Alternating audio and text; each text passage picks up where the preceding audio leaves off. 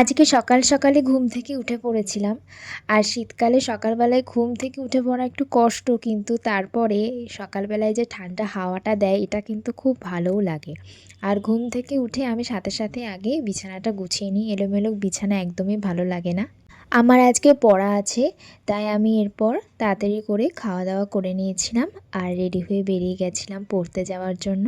আর বাড়ি এসে দেখলাম মা আজকে করেছিল চিকেন কারি আর তার সাথে ফ্রাইড রাইস। আর আমার একটা বোন এসেছিল, ওর সাথে বসে একটু রোদে বসে আইসক্রিম খাচ্ছিলাম। সন্ধেবেলা আমি মা আর বোন মিলে একটু বেরিয়েছিলাম। আর আমাদের কাছাকাছি একটা জায়গায় হাট বসে, সেই হাটেই গেছিলাম। আমরা গেছিলাম সবজি হাটে, আর এখানে দেখো কত রকমের সবজি আর তাজা সবজি, দেখেই ভালো লাগছে। আর এরপরে গেছিল মা একটু ফুলের চারা কিনতে, যেহেতু শীতকাল চলেই এসেছে, কয়েকটা চারা আর কিনবে তার জন্য গেছিল। আর বাড়ি আসার পথে আমরা গেছিলাম একটা দোকানে, সেখান থেকে আমরা নিয়েছিলাম দুটো চিকেন ললিপপ। আজকের দিনটা এভাবেই কাটলো। ভিডিওটা এখানেই শেষ করছি, আবারও দেখা হবে পরের ভিডিওতে।